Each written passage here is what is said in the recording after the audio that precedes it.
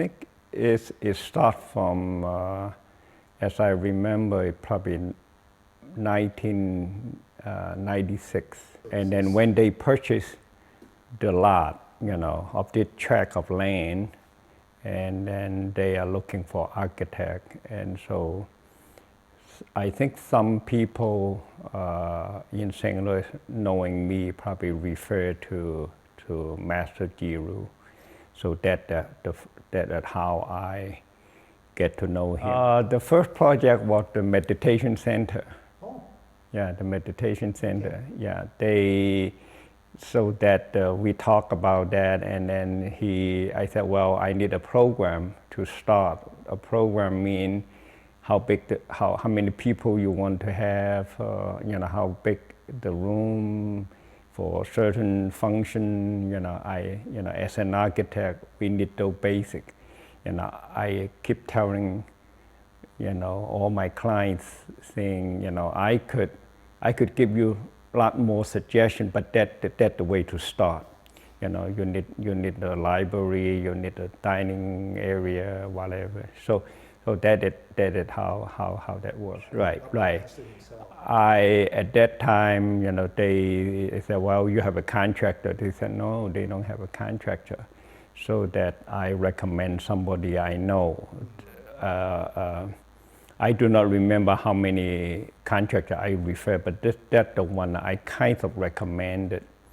And so I tell, well, you try this one. And then I think that he did hire them to build the meditation center. I even forget what the contractor name. Yeah, well, I mean, Master, very smart, he look at things and then he knows how to do it right away, So I think that is what I see how he learned in terms of architectural construction.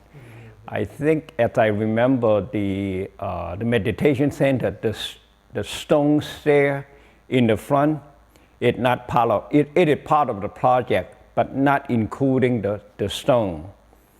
So Master do all the stonework themselves. So that their first project. But at least majority of the building is done by outside contractor.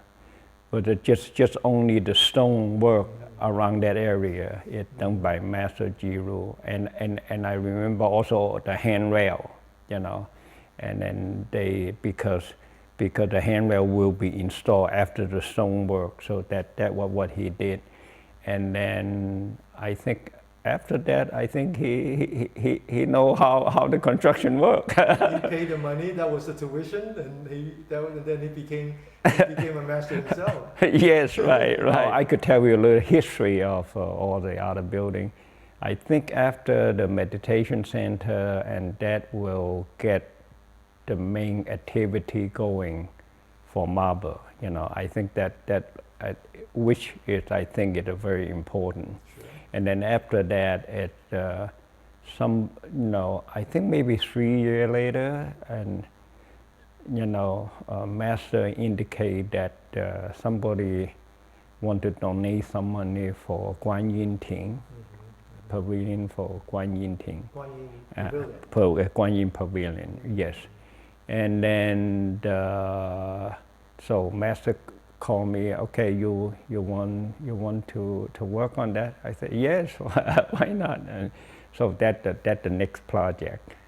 And now, but that project, Master start doing everything themselves. Yeah, okay. So that building, if you remember, so the foundation, the beam, the deck, that's pretty much the major part.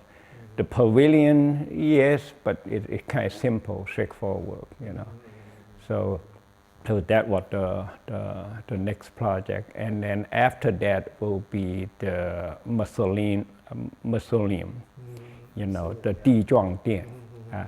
Yeah, so that one, if you remember the way the building situated, Master told me where he wanted to put it. I said, okay, well, looked like the site a little tight.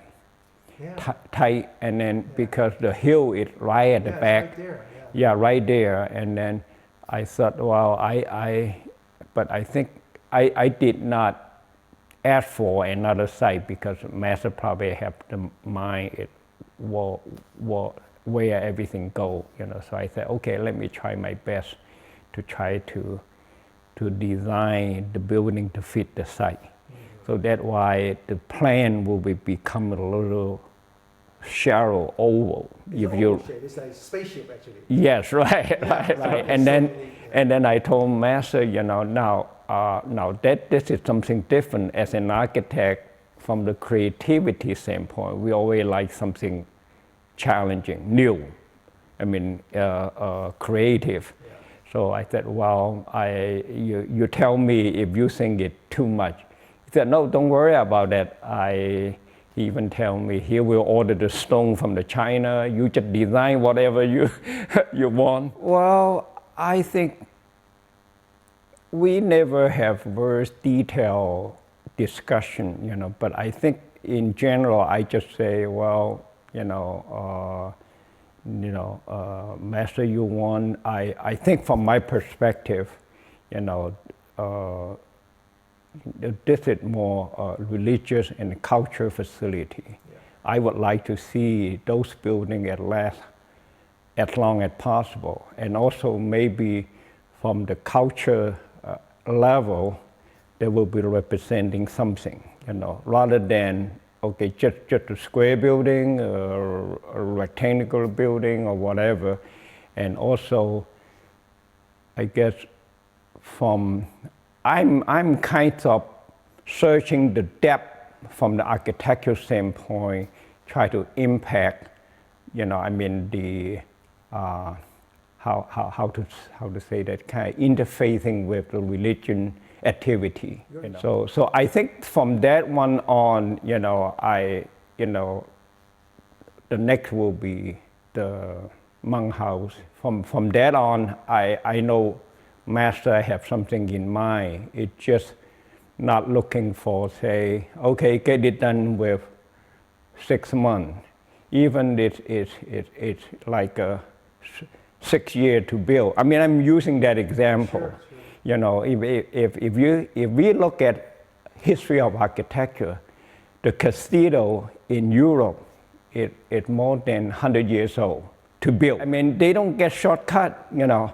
And when we talk about architectural theory, I always, you know, using one example to kind of related to this. I said, look at a human being, you know, you get 9 months to get pregnant.